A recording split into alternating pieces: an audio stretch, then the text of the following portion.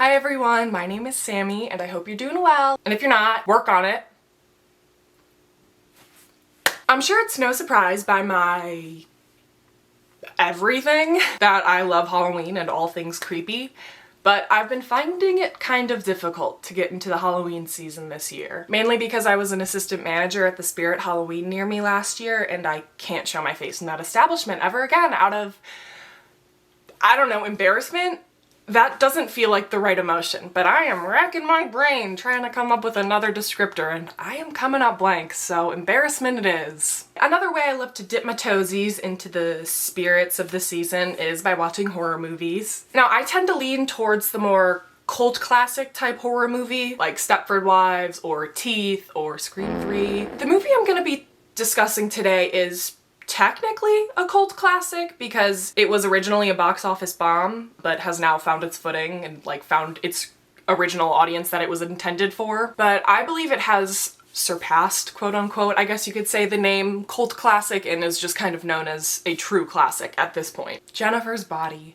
A superior film with not so superior marketing. It was definitely not appreciated in its time, but it has now found its footing with its audience that it was always intended for, and I think we know who that audience is. So real talk, Jennifer's Body really does kind of mean a lot to me. The first time I remember seeing previews or commercials for it, I was probably around 10. And at that age, I was terrified of everything. I hated anything scary. I ran screaming for the hills anytime a Goosebumps episode came on. So I was very cowardly. That's what that says. But there was just something about these movie posters that drew me in. I can't quite put my finger on it, but there was something there. However, I was unfortunately a Panic at the Disco stan. So I was quite the fan of the song New Perspective that Panic wrote for Jennifer's Body. I just gotta stay humble and honest with you guys because if we don't have trust, what do we have? I love you guys. The first time I watched the movie, I was probably around 19, which is coincidentally when I stopped being a little bitch baby, crybaby, scared of everything, and I fell in love. I love almost every aspect about this movie. So I hope to spread the love onto all of you. Spoilers ahead, if I didn't say that before, which I definitely didn't. Spoilers ahead, babes! Let's get on into it. I'm gonna start off by saying that this is a Megan Fox apologist account, so I will not tolerate or accept any besmirchment of her name. Defame MGK all you want, though. I couldn't care less about that guy. I've been in love with this woman ever since I saw her in that tailored denim suit in Confessions of a Teenage Drama Queen. So yeah, Megan Fox can do whatever she wants forever, and I love her for that. Going into the movie, I love that this role was written with Megan Fox specifically in mind because, oh my god, does she embody this character perfectly. And I mean that in the highest of compliments. A man-eating succubus? Oh my god, she does that. She's beautiful. Is that a bit redundant to say man-eating succubus? Probably, but I wrote it down, so I'm not gonna erase it. Time for me to actually get into the movie, y'all. First thing I want to say is she is just like me. Little Miss Jennifer Check chews her hair, wears leg warmers, she likes to lounge. We're one and the same. Now, Needy tells us what type of film this is within the first 5 minutes of the movie. I recommend more complex carbohydrates.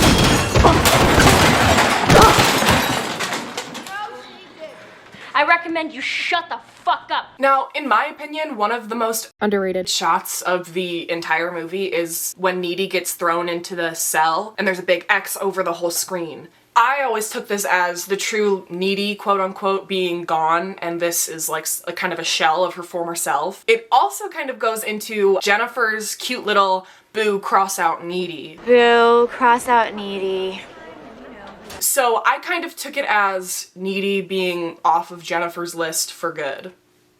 I don't know. That's me putting my little movie critic hat on. Cute. She fits me well, doesn't she? God, can we just talk about these uniforms? Whoever did costume was just brilliant. I am so proud of you.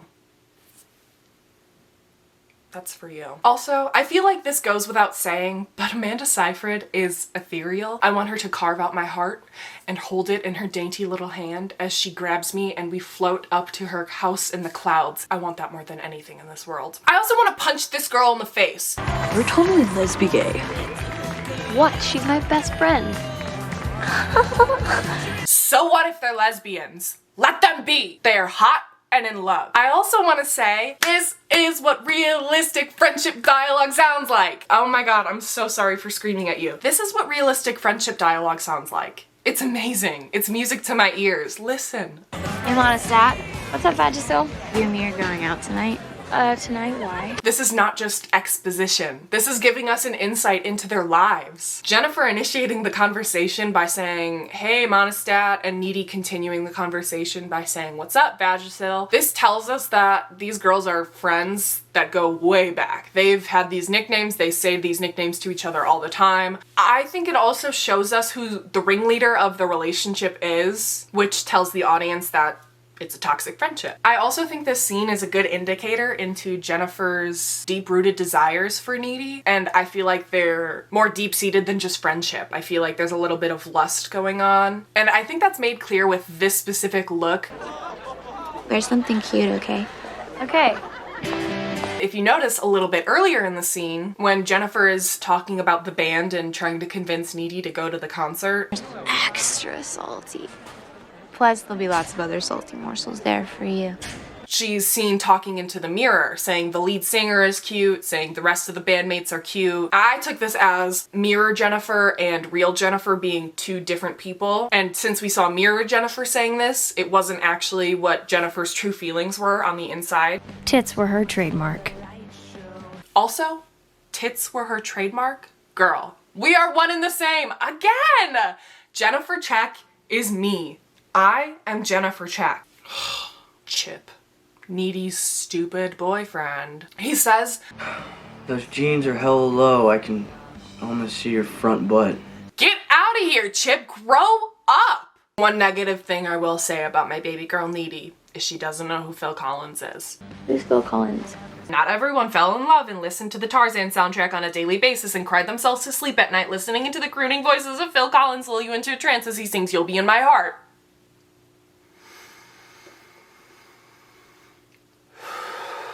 Oh, Needy, I forgive you. You look really cute in your rocker look. This is my rock look. I seriously just love this screenwriting so much. It's a complete 180 to My Best Friend's Exorcism. You just know who these characters are within the first 10 minutes of the screenplay, but they aren't so one-dimensional. Like, you don't know everything about them. I know that Jennifer is a girl who knows how to get the things she wants in life, which will come in handy later on in the movie. I know that Needy is a pushover to Jennifer, but is pretty headstrong when it comes to other people. And I know that Chip is annoying and I hate him.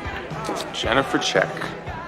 Shouldn't poison yourself with that shit. Jump scare, Jesus Christ. Chris Pratt is truly one of the scariest parts of this movie. Every shot with him just makes me ugh. And if those visceral shots weren't enough, he has the audacity to say a slur in his stupid Midwestern accent. And I can say that because I'm from Illinois. I'm gonna switch my hat from screenwriter over to cinematographer. I want to talk about when Jennifer first starts talking to the band and Needy's off in the background. And, you know, she's shown out of focus a little bit. This is pure genius. Because if you've ever been the ugly friend, and I'm not calling Amanda Seyfried ugly, that's not the point that I'm trying to make, but in this context, the ugly friend is the friend that the guy that your friend is talking to has no interest in. He has absolutely no interest whether you live or die. That is the ugly friend.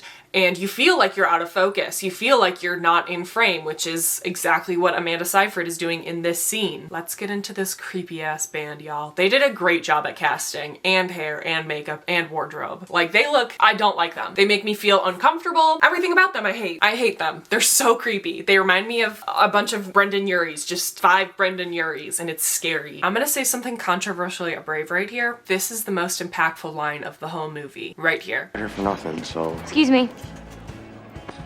Hey. Hey, that's my best friend that you're talking about. And you're right, she is a virgin. And that beats sleeping with creeps like you.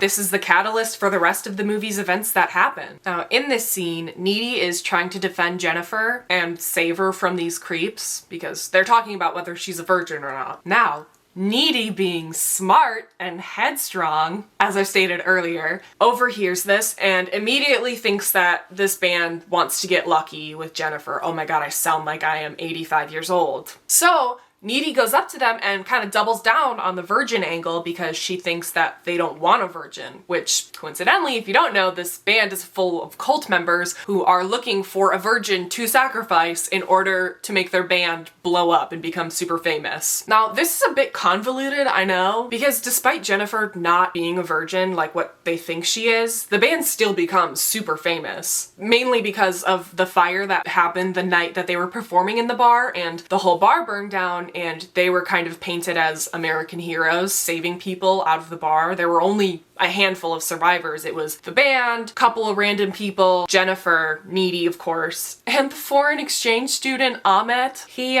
sadly becomes Jennifer's first victim, which we don't know this at the time, but very sad, because he doesn't really live long after his miraculous survival from this burning down bar. So, back to the band. They do end up becoming famous, despite the ritual not working correctly. But I think this is answered, like, the band does eventually get their comeuppance, if you've seen the movie.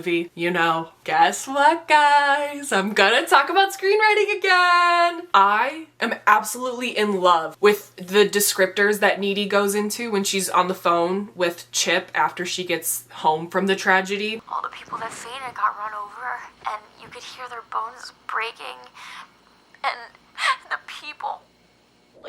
The people on fire just smell. Because as the event is happening, you hear bones being crunched, like as people are trampling over other people trying to get out. You see people on fire, so you can only assume that the sweet smell of burning flesh is trailing through the building. And I love how she's traumatized. I don't love how she's traumatized. I love how she shows that she's traumatized.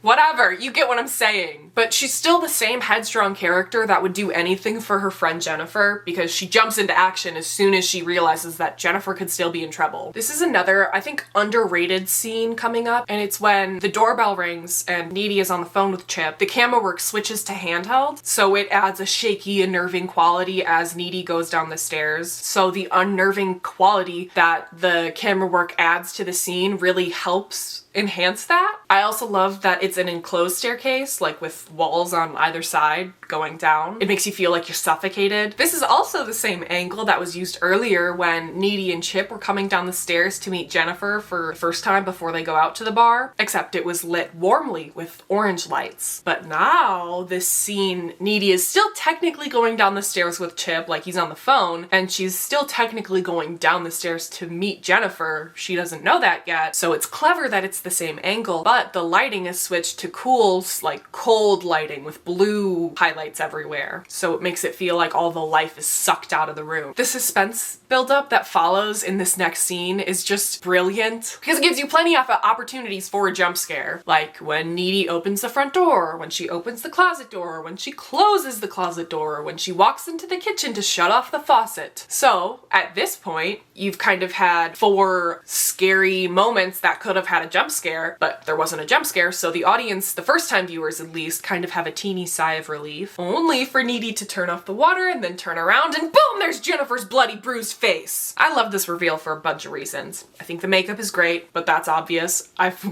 sang my praises to the makeup before. But more importantly, this was the moment where we as an audience knew that this wasn't just gonna be another Transformers, look how hot Megan Fox is type of movie. We knew that this was gonna be something darker and more serious. This little shot to Jennifer when the teacher is talking about all of the students that lost their lives in the fire, and he mentions Ahmet. We lost 8 precious students, including Ahmet from India, several parents, and I think it's a clever bit of foreshadowing because at this time, you don't know that Jennifer ate Ahmet, that he was her first victim, but obviously I told you that, so you do know. But on your first watch, as I've said before, Ahmet made it out of the fire, only subsequently to be murdered and eaten by Jennifer. Colin fan cam alert! Also, every time I watch this movie, I forget that Amy Sedaris is in it, and I just smile. That's it. I love this scene. And I know that's stupid because everyone loves this scene, but I love this scene because the tone is so different. And obviously that was on purpose. It's to show succubus Jennifer right after a feeding with her, I think this is right after she ate Jonas, the football player, crying over his homie. Little sensitive baby. He's, you know, decomposing in the forest as we speak, but that's okay. But this is to show Jennifer right after a feeding when she's her most powerful, when she's her most hyper feminine. Now, another props to the costume department because I love the transition from everyone in the school wearing muted colors, but Jennifer being girly pop in her cute little heart print sweater, as I'm showing for you right now. But as time goes by, more colors are introduced into the school and less colors are seen on Jennifer. Colors are kind of being sucked from her. Not even like in her clothes, like she's still wearing like a purple sweater. More so in her face, there is all of the color just sucked out of her face because she hasn't eaten in a while. But sadly, this means that it's the end of our baby boy Colin.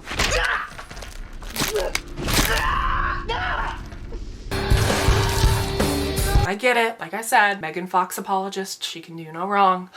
But Colin liked Rocky Horror. He had a cute little lip ring. He wore eyeliner. He was sensitive. I digress. Getting serious though, I do love that Jennifer only agreed to go on a date with Colin because Needy kind of gave her like stamp of approval. Like, no, Colin's actually sweet. Colin's really nice. He's into maggot rock. He wears nail polish. My dick is bigger than his. Well, I think he's really cool. You do? Yeah. Which this goes back into their toxic friendship and there's kind of more feelings below the surface than just friendship. I also love the parallel between Needy and Chip versus Colin and Jennifer to show that Needy and Jennifer really are intertwined with one another and also to show how this tragedy affect them in drastically different ways. Needy is traumatized, rightfully so, and Jennifer is a man-eating succubus. And then Chip ruins the moment by being a freak. Am I too big?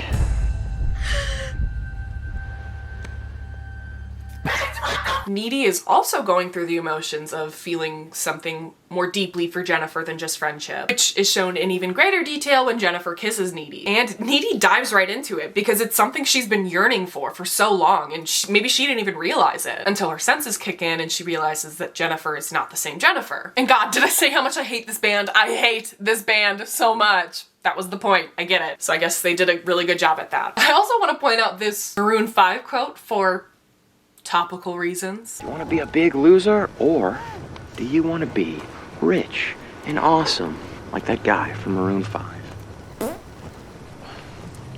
Maroon 5. Okay. And I can't really tell if this aged well or not. Was it satire? I'm gonna go with it was satire. So yes, this joke aged perfectly. This joke aged like fine wine. I want to point out this super small detail, which is another shout out to the wardrobe department. At Colin's funeral, they literally had goth and scene kids in the background. I just thought that was genius because yeah, those were probably his closest friends. So of course they would go to his funeral. Ladies pepper spray. Get out of here, Chip. I literally hate him. Every piece of dialogue he has makes me hate him even more. And I don't know if that was the point or if I'm just a hateful bitch because I hate him. I hate Chip so much. And what makes it even more painful is while he's getting ready for prom, he's listening to New Perspective by Panic at the Disco, which is something I would have done while getting ready for prom. So maybe there's more of a deep-seated reason why I don't like Chip. But that's something we'll unpack in a different video. I just love the way that this movie and these characters are written. Even when Jennifer is about to devour Chip, she is consumed by the thought of Needy. Say I'm better than Needy. What? Why? Now, in this final confrontation is where, in my opinion, some of the best writing in the script comes out. You're a jerk. Wow, nice insult, Hannah Montana. You got any more harsh digs? Or is it because you're just really insecure? I am not insecure, Needy. God, that's a joke. How could I ever be insecure? I was the snowflake queen. Yeah. The fact that Jennifer is quite literally a demon feeding on human bodies to stay alive, but is also an insecure teenage girl consumed with the thoughts of like high school drama is just like brilliant. Bye, Chip. See ya. Bye. Now, I love that when Needy is going to kill Jennifer to like finish off the job, she crosses out Jennifer because I think this only solidifies my point at the beginning of the movie with the big cross over Needy. I also love that Needy ripping off the BFF necklace was kind of the last straw and it was like the last thing holding these two girls together, metaphorically speaking. The lighting at the end when she's breaking out of her cell, whatever she's in, is also that similar shade of blue at the beginning when she was walking down the stairs right after the fire to see Jennifer for the first time after she's, you know, become a succubus. But I think this ties back to all of the life being sucked out of Needy, which, I mean, is also solidified by the fact that Jennifer bites Needy, so Needy kind of absorbs some of the demon succubus powers. But I think the perfect way to end this movie is to show like kind of a fan cam type vibe with the band from the beginning. Low Shoulder is what their name is. I don't think I said that name once throughout the entire video, but their band's name is Low Shoulder. But I love the photos flashing over their dead bodies. I think it just wraps everything up so nicely in a cute little bow. And you're reminded about this stupid band and they get their rightful comeuppance. Brilliant. Great film. This video has been long enough, so final thoughts are, this was a great movie. Go watch it. Kisses!